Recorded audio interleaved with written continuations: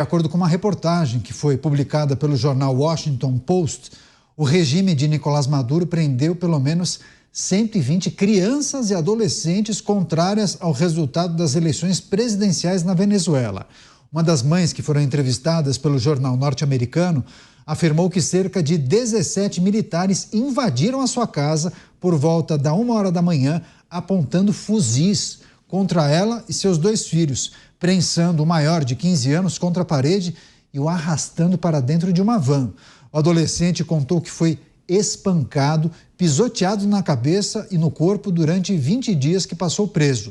Os menores estão entre as mais de 1.600 pessoas que foram presas por conta dos protestos contra Nicolás Maduro e sob acusação de terrorismo.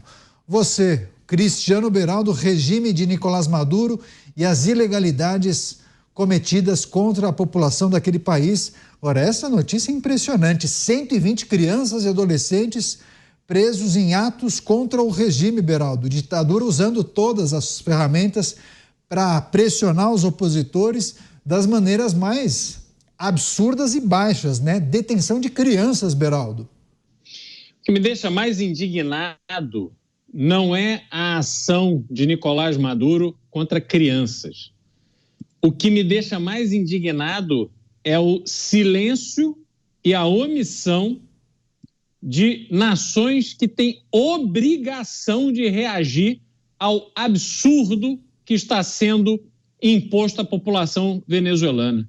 Imagina você ter a sua casa invadida, o seu filho levado por 17 milicianos com fuzil na mão, submeter seu filho a 20 dias de tortura.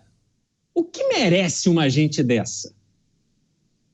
Qual é a resposta necessária para deter um ditador alucinado, um sanguinário, torturador como Nicolás Maduro? É inacreditável o que está acontecendo na Venezuela, porque as outras nações, as nações poderosas, vizinhas à Venezuela, estão simplesmente se omitindo. Isso, para mim, é de embrulhar o estômago e a gente terá que conviver com esta realidade. O silêncio daqueles que, diante de tortura com crianças, ficaram de boca fechada, olhando para o outro lado, fingindo que o problema não era com eles.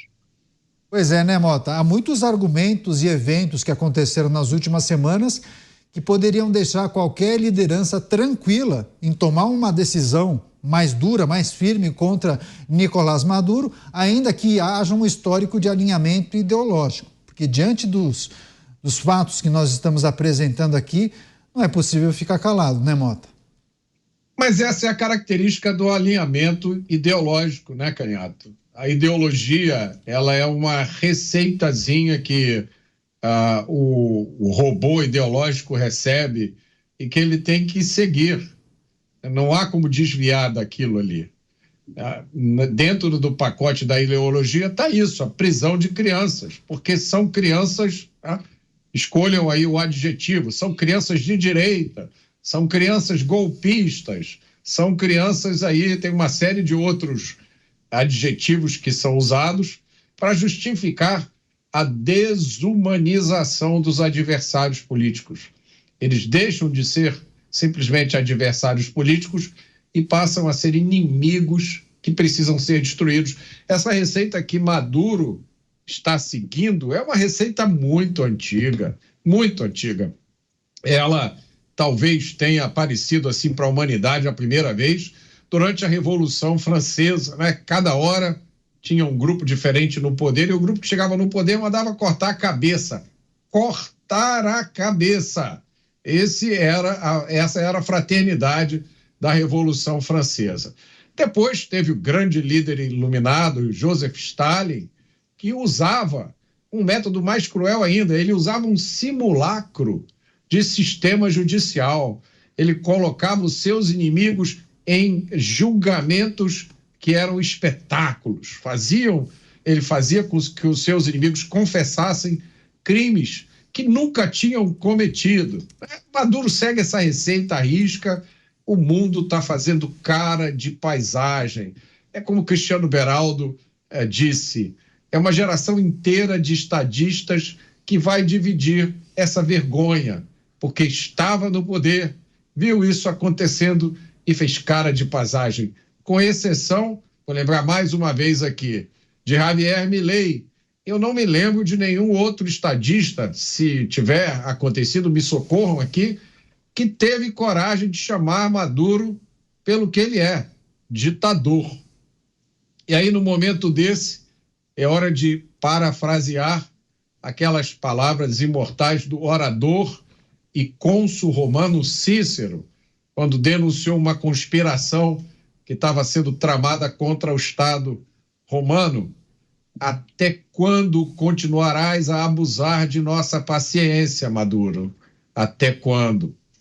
É isso, muitas referências históricas nesse programa e várias pessoas gostam de destacar isso quando enviam comentários. Você, Luiz Felipe Dávila, o Dávila já discorreu em algumas oportunidades sobre esse silêncio constrangedor e a falta de ação de muitas lideranças ao redor do mundo em relação a essa situação que envolve a eleição na Venezuela, né, Dávila?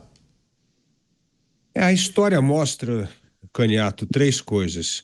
Que o silêncio constrangedor da imoralidade permite que o ditador escale a violência e não tenha mais vergonha da sua ambição.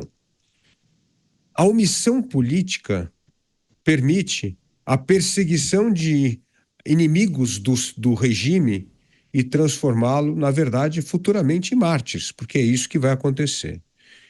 E, por fim, esses atos vergonhosos têm de ser encobertos, como o Brasil está fazendo nesse minuto, ao colocar em sigilo os documentos do Itamaraty em relação à Venezuela para os próximos 5 anos, porque é constrangedor o silêncio, a omissão e a ausência de atitude do governo brasileiro em relação a um ditador, a um criminoso que persegue crianças e que está, sim, colocando em risco a vida de um presidente que foi eleito democraticamente por meio do voto, que é Edmundo Gonzalez, e de uma das principais figuras da oposição, que é Maria Corina Machado. No fundo, ditador só entende uma coisa: a linguagem da força.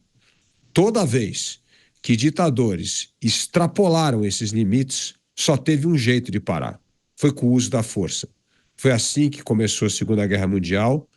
Foi assim que Margaret Thatcher não aceitou a invasão das Malvinas e moveu tropas para defender os direitos dos ingleses que moravam na ilha, sempre contrário à maioria das pessoas que cercava o governante, porque esses têm medo de batalha, têm medo do uso da força. Mas em casos extremos como esse da Venezuela, só tem um: é uma coligação internacional para tirar à força esse ditador que vem, na verdade, torturando não só jovens e crianças, mas a população venezuelana há mais de uma década, com uma política suicida de aumento de miséria e, pior, de ausência de perspectiva da volta da liberdade e da democracia num país que sucumbiu à ditadura bolivariana.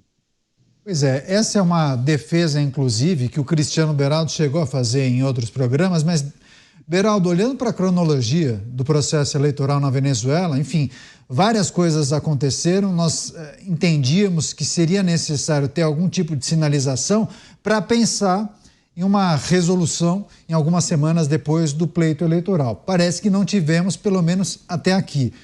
O que está sobre a mesa? Quais são as possibilidades e o que a gente pode esperar, talvez, para os próximos meses? Você defendeu uma intervenção, mas vê alguma chance disso acontecer também, olhando para o processo eleitoral nos Estados Unidos? Não vejo nenhuma chance disso acontecer. Vejam o que aconteceu com Joe Biden, ainda presidente dos Estados Unidos, saiu da disputa eleitoral pela reeleição, indicou apoio a Kamala Harris e desapareceu Na verdade, hoje, o comando dos Estados Unidos está acéfalo, está vazio, a cadeira de presidente. Não tem ninguém ali em condições de tomar as decisões necessárias, sobretudo num país com tantos desafios como os Estados Unidos. É claro que os Estados Unidos, diferente do Brasil, têm as tais instituições muito mais sólidas. Então, mesmo com este vácuo, o país continua funcionando. Qual é o desafio? É justamente no aspecto internacional. Cabe ao líder da nação determinar aonde estão as prioridades, quais são os movimentos que o país precisa fazer no ambiente internacional para consolidar a sua posição, seja a sua posição comercial, seja a sua posição militar, seja simplesmente a sua posição geopolítica. E é claro que a Venezuela, um país tão importante, porque é um país grande, é um país que está ali no norte da América do Sul, já virado para o Mar do Caribe, que tem uma reserva de petróleo gigantesca, tem relações com o Irã, tem relações com a Rússia, e hoje está se transformando nessa ditadura descarada que não tem limite. Quando você prende e tortura crianças, você passou por cima de todo e qualquer limite possível. E a omissão dos Estados Unidos, sobretudo, é o que dá espaço para outras nações simplesmente ficarem, como disse o Mota, com essa cara de paisagem. E aí o mundo assiste, atônito, a esses mandos e desmandos. Porque internamente, Caniato, não haverá melhora, não há nenhum clima, não há nenhuma indicação de que a decisão de passar por cima do processo eleitoral, de simplesmente ignorar a vitória de González, nada vai mudar essa decisão de Nicolás Maduro. Por quê? Se ele está conseguindo mandar tropas prender crianças, Caniato, é porque a tropa está 100% sob comando dele. À custa de muito dinheiro, certamente, mas está sob comando dele. Pois é, o Mota sinalizou, concordou. Quer fechar você, Mota, por favor? Quero sim. Isso é um ponto muito importante, porque tão culpados quanto Maduro são aqueles que viabilizam a engrenagem do mal dele. São esses funcionários, cumpridores de ordens, como disse Cristiano Beraldo, jagunços, eu diria, jagunços que recebem ordem de prender e de torturar uma criança e cumprem essa ordem. É o que a filósofa Hannah Arendt chamava de banalidade do mal. São os burocratas que só estão cumprindo o seu dever, esperando o salário no final do mês, o plano de saúde, a aposentadoria, e não tem nenhum pudor de prestar serviços a um ditador.